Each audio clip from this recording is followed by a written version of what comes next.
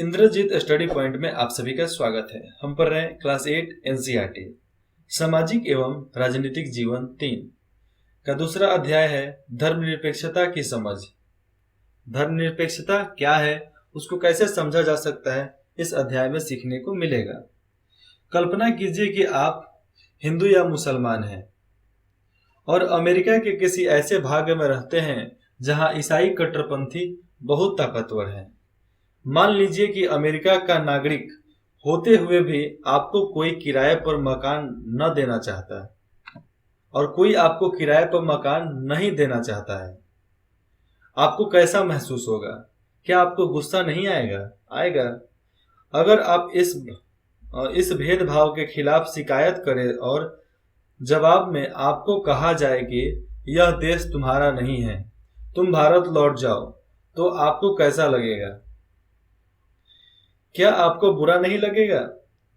आपका यह गुस्सा दो रूप ले सकता है। एक हो सकता है कि आप प्रतिक्रिया में यह कहें कि जहां हिंदू और मुसलमानों की तादाद ज्यादा है, वहां ईसाइयों के साथ भी इसी तरह का बर्ताव होना चाहिए। एक ये बोल सकते हैं, यह बदला लेने वाली बात हो गई, और ये जो बात हो गई ये बदला लेने वाली हो गई। या फिर आप यह राय बना सकते हैं कि सबको इंसाफ मिलना चाहिए। इस सोच के आधार पर आप संघर्ष का रास्ता चुनकर इस बात के लिए आवाज उठा सकते हैं कि धर्म और आस्था के आधार पर किसी के साथ भेदभाव नहीं होना चाहिए। यह सोच इस मान्यता पर आधारित है कि धर्म के संबंधित किसी भी तरह का वर्चस्व खत्म होना चाहिए। चाहे कोई भी वर्चस्व हो, उसे खत्म होना चाहिए। यही धर्मनिरपेक्षता का मूल मंत्र है कि धर्म के वर्चस्व को खत्म कर देना चाहिए या खत्म होना चाहिए। इस अध्याय में हम यही चर्चा करेंगे कि भारतीय संदर्भ में इसका क्या अर्थ है। भारत में तो धर्म के बारे में धर्म के बारे में बोलोगे कल्हे कटा जाओगे भाई। इतिहास में हमें धर्म के आधार पर भेदभाव, बेदखली और अत्याचार के अनेक उदाहरण मिलते हैं, बहुत ज्यादा। ये कोई नया बात नहीं है। शायद आपने पढ़ा होगा कि हिटलर ने जर्मनी में यहूदियों पर किस तरह के अत्याचार किए। वहां कई लाख लोगों को केवल धर्म के आधार पर मार दिया गया था। लेकिन अब यहूदी धर्म को मानने वाले इजराइल में भी मुसलमान और ईसाई अल्पसंख्यकों के साथ अमानवीय व्यवहार किया जा रहा है। सऊदी अरब में गैर मुसलमानों को मंदिर या गिरजाघर बनाने की छूट नहीं है, लेकिन अब सऊदी में भी मंदिर है, दुबई में भी मंदिर है, और न ही इन धर्मों के लोग वहां पूजा अर्चना के लिए किसी सार्वजनिक स्थान पर इकट्ठा हो सकते हैं। हो गए भाई, कल से तुमको कारागार जेल में डाल दिया जाएगा या मार दिया जाएगा। इन सभी उदाहरणों में एक धर्म के लोग अन्य धार्मिक समुदाय के लोगों के साथ या तो भेदभाव कर रहे हैं या उनका उत्पीड़न कर रहे हैं। भेदभाव की ऐसी घटना तब और ज्यादा बढ़ जाती है जब दूसरे धर्म के संस्थान पर राज्य किसी एक धर्म को अधिकृत मान्यता प्रदान कर देती है। अब देखो, ऐसा जब हो जाता है जब कोई दूसरा धर्म के संस्था पर राज्य जो है वो ज्यादा ध्यान दे देती है और बहुत ज्यादा उसको मान्यता दे देती है, तो होता क्या, उस धर्म का पावर बढ़ जाता है और वो चाहते हैं कि दूसरा धर्म वाला हमारे से झुक कर रहे। जाहिर है कोई भी व्यक्ति अपने धर्म की वजह से न तो भेदभाव का शिकार होना चाहिए और न ही किसी दूसरे धर्म का दबदबा झेलना चाहिए। भारत में क्या राज्य धर्म के आधार पर किसी नागरिक के साथ भेदभाव कर सकता है? अब देखो, भारत में भी क्या है, कोई भी राज्य धर्म के आधार पर किसी नागरिक के साथ भेदभाव कर सकता है? नहीं कर सकता है। करेगा तो कल उनको टांग लिया जाएगा भाई। कौन करेगा? सीएम करेंगे, कल उनका इस्तीफा हो जाएगा, प्रधानमंत्री करवा देगा, नहीं तो राष्ट्रपति करवा देगा। कोई विधायकी है तो मुख्यमंत्री उनको हटवा देगा। चाहे जिस राज्य के भेदभाव होता है उस राज्य से मुख्यमंत्री कॉल कर देंगे, काहे भाई ऐसा काहे हो रहा है, हटाओ उसको, चलो जल्दी हटाओ। तो वैसे नियम भी अभी हैं। धर्मनिरपेक्षता क्या है? पिछले अध्याय में आपने पढ़ा कि भारतीय संविधान में मौलिक आधारों की व्यवस्था की गई है। हर किसी का मौलिक अधिकार है। ये अधिकार न केवल राज्य की सत्ता से हमें बचाते हैं, बल्कि बहुमत की निरंकुशता से भी हमारी रक्षा करती है। मतलब जबरन हमसे जो काम करा दे उस चीज से भी हमको बचाती है। हमारे धर्म और सत्ता का मौलिक अधिकार जो छीन लेता है उससे भी हमको बचाती है संविधान। और ये मौलिक अधिकार, भारतीय संविधान सभी को अपने धार्मिक विश्वासों, जितने भी आपके विश्वास है, धार्मिक विश्वास और तौर तरीकों को अपनाने की पूरी छूट देती है। सबके लिए समान धर्म स्वतंत्रता के इस विचार को ध्यान में रखते हुए भारतीय राज्य ने धर्म और राज्य की शक्ति को एक दूसरे से अलग रखने की रणनीति अपनाई है कि हाँ भाई, सब धर्म और राज्य की शक्ति दोनों अलग अलग रहेगा, एक दूसरे से मिलता जुलता नहीं रहेगा। वैसे ही रणनीति अपनाई गई है। अब देखो, सब जगह हिंदी, हमारा हिंदुस्तानी भाषा का केंद्रीय भाषा क्या है? हिंदी। राष्ट्रीय भाषा हिंदी। चाहे कोई भी हो, आपको हिंदी बोलना ही पड़ेगा। आपको थोपा नहीं जा रहा है, लेकिन आपको हिंदी सीख कर बोलना पड़ेगा, तभी आप व्यापार कर पाओगे। और इंग्लिश को इंटरनेशनल लैंग्वेज में कर दिया गया कि देश दुनिया में जहां भी जाओ अंग्रेजी बोलो, हिंदी भी बोलो, क्योंकि बहुत लोग हिंदी समझते हैं। धर्म को राज्य से अलग रखने की इस अवधारणा को धर्मनिरपेक्षता कहा जाता है। और धर्म को राज्य से अलग करके रखना, इसी राज्य का मतलब कोई राज्य नहीं, उस स्थान से अलग रखने को, उस अवधारणा को ही धर्मनिरपेक्षता कहा जाता है। धर्म को राज्य से अलग रखना महत्वपूर्ण क्यों है? चलिए जानते हैं। जैसे कि पीछे चर्चा की गई है, धर्मनिरपेक्षता का सबसे महत्वपूर्ण पहलू है धर्म को राज सत्ता से अलग रखना। किससे? राज सत्ता से अलग रखना। एक लोकतांत्रिक देश में यह बहुत जरूरी है। दुनिया के तकरीबन सारे देशों में एक से ज्यादा धर्म के लोग साथ साथ रहते हैं। जाहिर है कि हर देश में किसी भी धर्म की संख्या ज्यादा होगी या कम होगी। देखो, कोई भी धर्म होगा जिसका संख्या ज्यादा होता है। अब अगर बहुमत वाले धर्म के लोग राज्य सत्ता में पहुंच जाते हैं तो उनका समूह दूसरे धर्मों के खिलाफ भेदभाव करने और उन्हें परेशान करने के लिए इस सत्ता और राज्य के आर्थिक संसाधनों का इस्तेमाल कर सकता है, क्योंकि ये सब तो हमारा है। ऐसे बहुत लोग हैं, हिंदुस्तान में भी है कि हमारा जातीय अभी भी चलता है कि वो हमारे जाति का है तो हम उसको अपना नेता बनाएंगे, नहीं तो नहीं बनाएंगे। अरे भाई, जाति के बाद मुखिया बनाया जाता था। किसमें? वो गांव में होता था, क्योंकि पहले एक जाति ही था। लेकिन आज भी लोग सुधरने वाले तो है नहीं। घर के मुखिया का बात थोड़े है भाई, वो तो लीडर बनाया जा रहा है, नेता बनाया जा रहा है, राज्य का चाहे कहीं का भी। तो उसको जात के हिसाब से नहीं बनाना चाहिए। अगर संविधान में नियम नहीं बना रहता, मौलिक आधार नहीं रहता, तो कोई भी राज्य अपने आर्थिक संसाधन जो भी उनको मिलता है उसका इस्तेमाल अपने फायदे के लिए कर सकते थे। बहुमत की इस निरंकुशता के चलते धार्मिक अल्पसंख्यकों के साथ भेदभाव हो सकता है, कहीं भी हो सकता है। काहे कि जो ज्यादा संगठन होता है वो छोटे संगठन पे भारी पड़ता है, उनके साथ जोर जबरदस्ती हो सकती है। यहाँ तक कि कई बार उनकी हत्या भी कर दी जाती है। जो बहुमत चाहते हैं वो हत्या भी कर देते हैं। बहुमत चाहे तो अल्पसंख्यकों को उनके धर्म के अनुसार जीने से रोक सकता है। बहुमत चाहे तो जो अल्पसंख्यक है उनको अपने धर्म के अनुसार जीने से रोक सकता है। धर्म के आधार पर किसी भी तरह का भेदभाव उन अधिकारों का उल्लंघन है जो एक लोकतांत्रिक समाज किसी भी धर्म को मानने वाले अपने प्रत्येक नागरिक को प्रदान करता है। और जो हमारे संविधान में लिखा गया है कि मौलिक अधिकार, आप अपने धर्म को अपने स्वेच्छा से आप उसको कर सकते हैं, निभा सकते हैं, प्रचार कर सकते हैं। अगर उसको रोका जा रहा है तो उस अधिकारों का उल्लंघन होता है, जिसका जवाब आपको केंद्रीय सरकार को नहीं तो अदालत को देना पड़ता है जब कोई केस करता है। लिहाजा बहुमत की निरंकुशता और उसके कारण मौलिक अधिकारों का हनन वह अहम कारक है। वो क्या है? मेन कारक है, जिसके चलते लोकतांत्रिक समाजों में राज्य और धर्म को अलग अलग रखना इतना महत्वपूर्ण बन जाता है कि राज्य और धर्म दोनों को अलग रखो, क्योंकि बहुमत मिला तो भाई दूसरे धर्मों को जीने के लिए आजादी नहीं मिल पाएगी, इसलिए अलग रखा गया। लोकतांत्रिक समाजों में धर्म को राज्य से अलग रखने का एक महत्वपूर्ण कारक यह है कि हमें लोगों के धार्मिक चुनावों के अधिकार की रक्षा करनी है।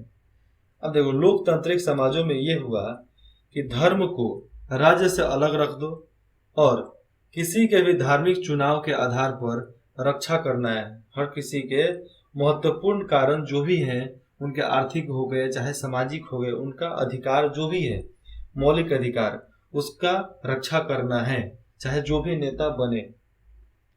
इसका अर्थ यह है कि देश के किसी भी व्यक्ति को एक धर्म से निकलने और दूसरे धर्म को अपनाने या धार्मिक उपदेशों को अलग ढंग से व्याख्या करने की स्वतंत्रता दी गई है। चाहे कोई भी किसी भी धर्म के किताब का व्याख्या किसी भी तरीके से कर सकता है। आइए इस बात को और अच्छी तरह समझने के लिए छुआछूत की प्रथा पर विचार करें कि छुआछूत क्या है। संभावना है कि आपको हिंदू के बीच प्रचलित यह प्रथा अच्छी न लगती हो क्योंकि यह ज्यादातर हिंदुओं में ही है। इसका मतलब है कि आप इसे बदलने की कोशिश भी करेंगे, लेकिन अगर राज्य की सत्ता ऐसे हिंदुओं के हाथ में हो जो छुआछूत को सही मानते हैं, तो क्या आप आसानी से इस प्रथा को बदल पाएंगे? ये सवाल है कि अगर सरकार ही छुआछूत को मान लेवे तो क्या आप बदल पाएंगे? तो आपको जरूर बदल पाएंगे, क्योंकि एक इंसान चाहे तो किसी भी सरकार को गिरा सकता है। ठोस मान लो कि यार दुनिया में लड़ेंगे तो लड़ेंगे, तेरे को गिरा कर रहेंगे, तभी किसी चीज को पूरा किया जा सकता है। अगर आप प्रभुत्वशाली धार्मिक समुदाय के सदस्य हैं, मतलब एकदम ताकतवर धार्मिक समुदाय के सदस्य हैं, तो भी आपको अपने समुदाय के ही दूसरे लोगों की ओर से भारी विरोध का सामना करना पड़ सकता है। राज्य सत्ता पर नियंत्रण रखने वाले ऐसे सदस्य कहेंगे कि हिंदुत्व की केवल एक ही व्याख्या होती है और उसकी कोई भी व्याख्या करने का तुम्हें कोई अधिकार नहीं है। अब देखो, जो कट्टर हिंदू होते हैं वो बोलते हैं हिंदुत्व का केवल एक ही व्याख्या है, उसकी कोई व्याख्या करने का तुम्हें कोई अधिकार नहीं है, तुम का कैसे व्याख्या कर दोगे? तो ये कट्टर हिंदू लोग बोलते हैं। कट्टर क्या? जो पढ़े लिखे नहीं होते हैं वही कट्टर हिंदू होते हैं। ये देखो, मस्जिद, मंदिर, गिरजाघर, और ये हम साथ साथ हैं। तो ये ऐसे चित्र बनाकर आप अपने क्लास में भी टांग सकते हो, लगा सकते हो। अब आगे है भारतीय निरपेक्षता क्या है। इसके बारे में जानेंगे कि भारतीय निरपेक्षता क्या है। भारतीय संविधान में कहा गया है कि भारतीय राज्य धर्मनिरपेक्ष रहेगा, मतलब धर्म से अलग रहेगा। हमारे संविधान के अनुसार केवल धर्मनिरपेक्ष राज्य की अपने उद्देश्यों को साकार करते हुए निम्नलिखित बातों का ख्याल रख सकता है कि कोई एक धार्मिक समुदाय किसी दूसरे धार्मिक समुदाय को न दबाएगा। ये संविधान में है। 2 नंबर, कुछ लोग अपने ही धर्म के अन्य सदस्यों को न दबाएं। तीसरा, राज्य न तो किसी खास धर्म को थोपेगा और न ही लोगों की धार्मिक स्वतंत्रता छीनेगा। ये संविधान का नियम है, जिसको मौलिक अधिकार बोलते हैं। इस तरह के दबदबे को रोकने के लिए भारतीय राज्य कई तरह से काम करता है। पहला तरीका यह है कि वह खुद को धर्म से दूर रखता हो। दूर रख लो धर्म से। भारतीय राज्य की भागडोर न तो किसी एक धार्मिक समुदाय के हाथों में है और न ही राज्य किसी एक धर्म को समर्थन देता है। भारत में कचहरी, थाना, सरकारी विद्यालय, दफ्तर जैसे सरकारी संस्था में किसी खास धर्म को प्रोत्साहन देना या उनका प्रदर्शन करने की अपेक्षा नहीं की जाती है। मतलब कोई में एक खास धर्म कि ना इसमें हिंदू ही काम करेंगे, इसमें मुसलमान ही काम करेंगे, इस सरकारी विद्यालय में हिंदू ही पढ़ेंगे, मुसलमान ही पढ़ेंगे। लेकिन हिंदुओं के लिए सरकारी स्कूल, मुसलमानों के लिए भी है, लेकिन एक और भी पाठशाला चलता है जिसको बोलते हैं मदरसा, जो मुसलमानों के लिए स्पेशल चलता है। तो मदरसा में मुस्लिम समुदाय के सारे ग्रंथों के बारे में पढ़ाया जाता है। इसीलिए भारत सरकार कर रही है कि सारे सरकारी स्कूलों में धार्मिक ग्रंथ गीता, रामायण, महाभारत इसको चलाया जाए, पुस्तक के रूप में इसको प्रोत्साहन दिया जाएगा। अब 2023-17 से जो बुक लॉन्च होगा, जो बुक आ रहा है, किताब आ रहा है, उसमें इस चीज को प्रदर्शित किया जा रहा है।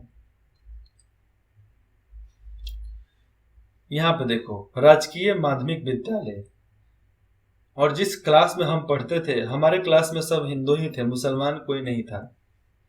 और हमारे में हिंदू में भी बहुत कास्ट थे, लेकिन मुसलमान हम लोग के साथ रहना ही नहीं चाहते थे। पता नहीं वैसे क्या मूवमेंट थी, क्योंकि हम लोग मंदिर में ही पढ़ते थे, हम लोग मंदिर परिसर में जाकर पढ़ते थे, क्योंकि हमारा क्लास जो था वो मंदिर परिसर में था। एक तरह से मानो कि मंदिर में ही बैठकर पढ़ते थे।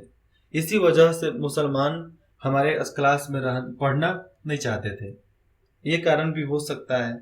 लेकिन बहुत सारे लड़के क्या करते थे कि परेशान भी कर देते थे। अब चारों मतलब 40-45 बच्चा हिंदू है, अब उसमें एक मुसलमान आ गया, तो बाकी दोस्त मेरे क्लासमेट जितने भी थे वे उनको बहुत परेशान करते थे, इसलिए वो छोड़कर स्कूल चले जाते थे। एक कारण यह भी है, एक धर्म एक बहुत ज्यादा सताना ये कारक है। उसके मौलिक अधिकारों को दबाया जाता था, एक धर्म के नाम पे और एक जबरदस्ती के नाम पे। लेकिन उस समय इतना समझ नहीं था, नहीं तो मैं जवाब देता और उसको बचा कर रखता। सीमापुर सरकारी स्कूल के विद्यार्थी एक धार्मिक त्योहार मनाते हैं। क्या करते हैं? धार्मिक त्योहार मनाते हैं। सर, अगले महीने एक बहुत बड़ा त्योहार आ रहा है, हमने कभी स्कूल में यह त्योहार नहीं मनाया, क्या इस साल मनाएं? यह सवाल पूछा गया। सर ने जवाब दिया, नहीं रेखा, ऐसा नहीं हो सकता है, हमारा स्कूल सरकारी स्कूल है, हम किसी एक धर्म को महत्व नहीं दे सकते। निजी स्कूल जो चाहे करे, सरकारी, निजी मतलब प्राइवेट स्कूल, सरकारी स्कूल अपने चार दीवारी के भीतर कोई धार्मिक उत्सव आयोजित नहीं किया करता। वैसे भी ज्यादातर धार्मिक त्योहारों पर सरकारी छुट्टी होती है, इसलिए हम इन त्योहारों को घर पर ही मना सकते हैं। तो ये दोनों क्या बात कर रहे हैं? मैंने इस दृष्टि से कभी दृष्टि से सोचा ही नहीं था। मुझे लगता था कि स्कूल के बाहर हम कभी भी यह त्योहार मना सकते हैं। तब लड़की बोली, खैर कोई बात नहीं, हम लोग अपने मोहल्ले में तो इस त्योहार को आयोजित कर ही सकते हैं, तो मोहल्ले में ही करेंगे। ये देखो, उपरोक्त चित्रकथा जिसने हम अभी पढ़े हैं चित्र में, स्कूल के भीतर किसी धार्मिक त्योहार का आयोजन किया सभी धर्मों के साथ एक जैसा व्यवहार करने की सरकारी नीति के खिलाफ है। सरकारी नीति के खिलाफ है कि किसी एक धर्म को हम प्रोत्साहन दें। सरकारी स्कूल अपनी प्रातःकालीन प्रथाओं या धार्मिक योजनाओं के जरिए किसी एक धर्म को बढ़ावा नहीं दे सकते। यह नियम निजी स्कूल पर लागू नहीं होता। यह नियम निजी स्कूल पर लागू नहीं होता और किसी एक धर्म को बढ़ावा दे, यह नियम किसी निजी स्कूल पर भी लागू नहीं होता, किसी पर भी नहीं होता। तो चलिए इसके आगे पढ़ते हैं। अगले भाग में धार्मिक वर्चस्व को रोकने के लिए यहाँ से पढ़ेंगे हम अगले भाग में। तब तक इंद्रजीत स्टडी पॉइंट में जुड़ने के लिए आप सभी का बहुत बहुत धन्यवाद। अगर आपको कुछ भी डाउट हो तो आप कमेंट में पूछ सकते हैं।